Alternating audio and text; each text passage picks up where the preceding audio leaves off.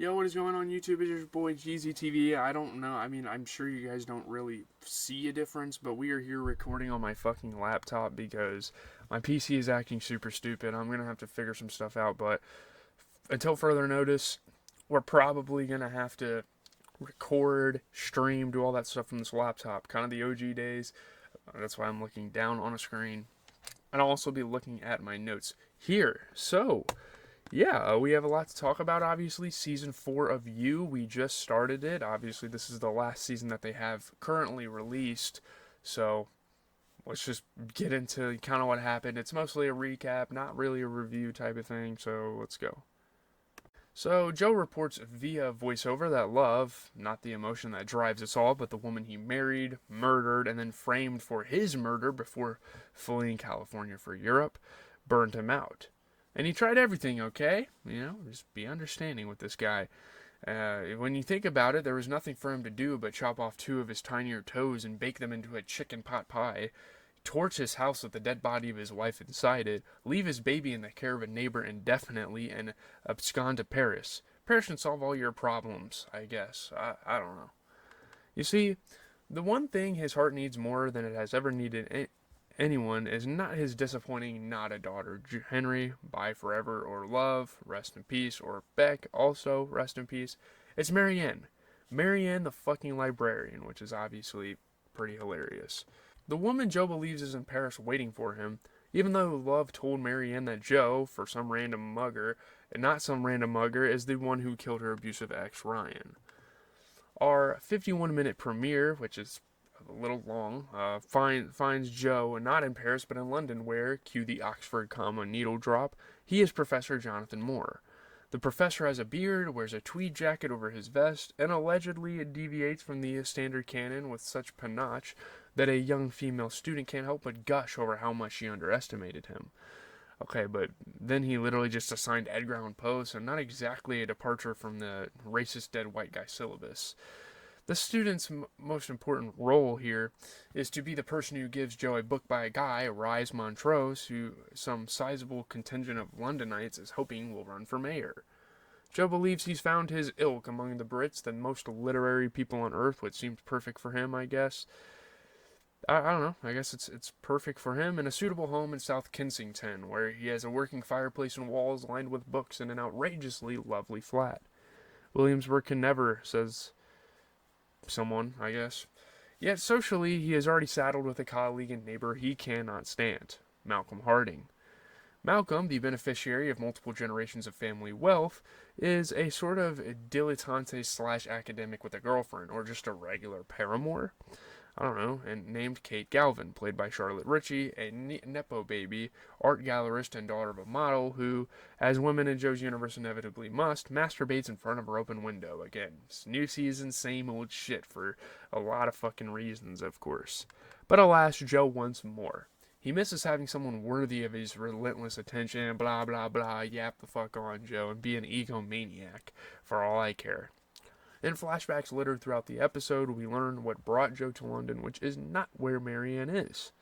See, Joe tracked down Marianne's art in Paris, learned Marianne was at an art show in London, and hunted her down there where she was, shocker, very unhappy to see him. I mean, is that really a surprise to anyone? And then, to prove to her that he wasn't really a murderer, just a romantic and heroic guy who happened to do a handful of homicides in very specific situations, he allowed her to escape from him and live, not just once, but twice. But more on that second escape later. So in present-day London, Joe hears Kate rip into Malcolm for being a total fucking narcissist. She storms out of his office and Joe tails her to her car. Because the show requires that Joe's stalking of a woman always benefits the woman he is stalking until he kills her, for only Joe can protect a woman from the even worse men who would do her harm, Kate gets grabbed and violently mugged. Muggings are pretty popular in the UK, so I guess that's a unique aspect that's going to be in this season. Only Joe's timely intervention saves her from an even worse assault. Kate's icy reaction to this is that she hated the watch they stole anyway. Joe implores her awkwardly not to mention him to the cops, which is funny. It would make me pretty suspicious if I were Kate, but she's got a lot going on, so okay, I guess just leave it the fuck alone and just kind of never mind it. So back at the flat, Malcolm pops over to thank the man he calls John Boy for coming to Kate's rescue. Remember, women belong to men, so Joe's act of valor on Kate's behalf was Malcolm's to appreciate formally. And Malcolm word vomits about how his royal adjacent family are the ones who built this country. His opinions are about what you'd expect. I mean, it seems like nobody wants to work these days, you know. But enough about peasants. Jesus. Joe finds this repugnant, but cannot get out of an invite to Sundry House, which is his world's version of Soho House, owned by a friend of Malcolm, Adam Pratt. Joe doesn't even change out of his sweater for this supposedly fun thing he hopes never to do again. So let's meet the gang, shall we? These are the people that are obviously, they're setting up to be around for the whole season, so they just kind of throw them at us right here, then and there in this episode. We have Lady Phoebe Borehall Blacksworth, a hot party girl who Joe says genuinely seems sweet and kind. She is basically a copy and paste of like a basic white girl, it fucking seems like. Blessing Boseed, a Nigerian princess whose techie business ventures strike Joe as pyramid schemes. You get Simon Sue, an art dealer with a no new friends policy. You get Simon's sister Sophie, who ditched Harvard Law for the supposedly more lucrative, less intellectually draining life of a jet-set influencer. Though if she's the daughter of a billionaire, why does she bother with SpawnCon? We have Ronald Walker Burton, or Rolled or something, who, has an alarming knife collection. Like, what the fuck? That's a red flag. That's setting up for something crazy. You have Gemma Graham Greene, a cancel culture queen who swills absinthe and spews hate speech, and the aforementioned Adam, who is conspicuously atrocious early 2000s boy band hair, sorry. And he's also an asshole, loving the whole off the rack vibe and what's your crypto, and is dating Phoebe, who gives us exactly the same dynamic as Beck and her terrible boyfriend from season 1. Remember him? Benji, the first guy to die in the secret aquarium. I mean, that's a guy you guys should come to learn and come to love, because he is one of the most important characters pretty much in this series. He's pretty monumental, Already repeating plot lines, which, not ideal. Also worth noting, Malcolm and Sophie hate each other, and Kate is also here and does not seem pleased to see Joe for whatever fucking reason. Shit just doesn't even make sense. Again, like I said, they are just rinse, repeat, which is kind of annoying, and Season 5 is coming up soon, so when we get through this season, hopefully they change it. I already am not a huge fan of where this season is going. So, it is very funny to me that Joe spends so much of his inner monologue talking about how disgusting he finds rich, entitled people, yet no matter where he goes, from New York to Los Angeles to Madre Linda to London, he always somehow winds up ingratiating himself into exactly that mix. Maybe admit you have a type, Joe. Maybe admit you like these high-class rich women. The only person with whom Joe seems to really click is Rise, the author who would be mayor. Joe read his book and must admit he's impressed by Rye's background.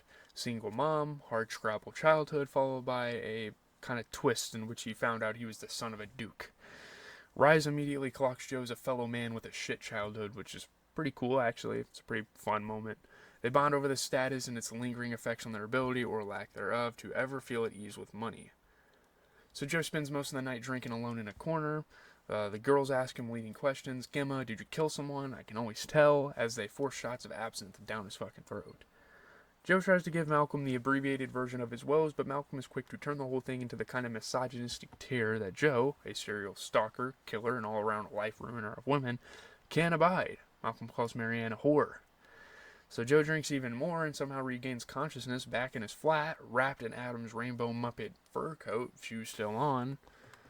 So, just as Joe is trying to figure out how to behave and get Malcolm to leave him alone forever, he finds Malcolm's dead body, a knife stuck in his chest, flat out on his kitchen table, which is pretty fucking insane. You think the series is going to kind of start on a calm note, but no, shit like this happens. Also, his pinky is missing, which is pretty fucking crazy if you ask me. It's hilarious how quickly Joe assumes he must have done this in a drunken haze. He doesn't even really chastise himself for it. He's just like, classic me, committing a homicide to protect the honor of a woman who wishes we never met. While the police talk to Kate, presumably about the mugging, though Joe can't be too sure, Joe rolls Malcolm's body up in a rug and stashes it in the very small trunk of the car the classics professor permitted him to use in an emergency, probably not what the prof had in mind. Joe is a resourceful man upon whom the universe always seems to smile. In no time at all, he finds a sawmill whose operator is slipping out to the pub to catch the last half of a soccer game, which means Joe has the place to himself and plenty of time to dispose of Malcolm's corpse. How fucking convenient is that? We get a lingering full frontal shot of this dead man's penis, I guess, just to deliver on a Prince Albert piercing royal family joke. And then a very gross scene of Joe chopping and table sawing this body into manageable sized chunks, which he disposes of in various dumping grounds along the Thames. So this brings us to the reason Joe is Jonathan. Just after he let Marianne go, he got busted by his very own stalker, Elliot, a hitman hired by Ray Quinn, Love's dad. But alas, the hitman is weary of his life, well, taking lives. Just like Joe, he yearns to start anew. So, in exchange for a cut of that money Joe pulled from Love's secret account, the one he emptied the day she baked you into a pie, as Elliot artfully puts it, Elliot will supply Joe with this excellent new identity so he can fuck off into the sunset. He will tell Mr. Quinn that Joe is dead, and all Joe needs to do is lay low, pay Elliot, not sure how that part is getting worked out, and kill the only person who knows that Joe is still alive, Marianne. But secretly, Joe refuses to do this. Instead, which is awesome, he snags Marianne's locket straight off her neck and texts Elliot a photo of the necklace as confirmation of the kill. Personally, if I were in the hitman business, I would want much more definitive proof than a piece of jewelry. Still, it appears Elliot, desperate as he was to move on to a non-violent chapter of his journey, was appeased by this. So, Joe returns to the Sundry house, what do you know, to drop off Adam's jacket. He finds Rise at the bar, already back from his morning TV hit in Berlin. Rise, totally underestimating the source of Joe's anxiety, tells his new friend that he shouldn't beat yourself up if you made some sort of a cock-up. Joe thought this could be a fresh start because he has never heard the very famous line about how wherever you go, there you are. Joe quotes Rise to Rise, only to discover that, what do you know, an especially meaningful passage in Rise's memoir is really more of a composite, lightly finessed version of events. This raises no alarm bells for Joe, who only wants to know if Rise believes in redemption. Rise says it is possible, but only if you face it all no matter what. This doesn't seem like something on the table for Joe, but A for effort, Rise. So, on campus, Kate is pointedly hostile to Joe, for she is used to climbers and frauds trying to worm their way into her bougie social circle and does not care if Joe thinks she's a bitch. In fact, I prefer it. She's a pretty awesome character. I think we're going to come to like her in this series. Amid this hostility, though, she assures Joe she did not out him to the cops as her savior and that his presence is requested at a dinner she's throwing for Simon. Phoebe insisted I invite you. So, as Joe arrives to the party, underdressed like he's trying to prove a point as always, he gets a message on a high-security texting app, Evanesce, where texts vanish right after you read them. I've never really heard of an app like that, but I guess they're a thing. His anonymous texter greets him in Joe's standard fashion, hello you, and then this person takes credit for killing fucking Malcolm, holy shit, and expresses their surprise at Joe's willingness to dispose of the body, and Joe didn't even need to Google anything. So Joe has to find the real killer and then I guess kill them or something? I don't know. I find this show a lot more fun when Joe has something to run from, not just someone to stalk, so I'm kind of intrigued here. Though it's awfully early to have any guesses about which contender from the douchebag den is most likely to murder. Does anybody want to claim an early prediction? Let me know in the comments down below. That is going to do it for this video. I know I'm kind of going fast. We're just kind of recapping stuff, and I'm kind of giving my thoughts in the background. But let me know what you guys think of You Season 4. No spoilers, please, if you've already watched it. We still have 9 more episodes of the show to watch, and I'm probably not going to watch another episode until probably like next Monday, because Lollapalooza is going to kind of have our content schedule. There's a fly in my fucking face. Lollapalooza is going to have our content schedule kind of backed up, but I'm sorry if the video isn't as high quality as the videos usually are. I am shooting this on my laptop, so kind of bear with me there. I'm going to try to, go get some homework done quickly before I have to go to work. I have to watch like 17 minutes of a lecture video, read like 40-something pages of reading, do a paragraph of an essay. It's pretty much what I have to do a discussion post. There's a lot going on with my life in terms of school. I'm trying to wrap up my summer semester, so let me know what you guys think of this. I'm out. Leave a like, comment, and subscribe. As always, it has been your boy, GZTV. I'm not going to edit this video pretty much at all. I don't really have time to do that, so just take that as you will, boys.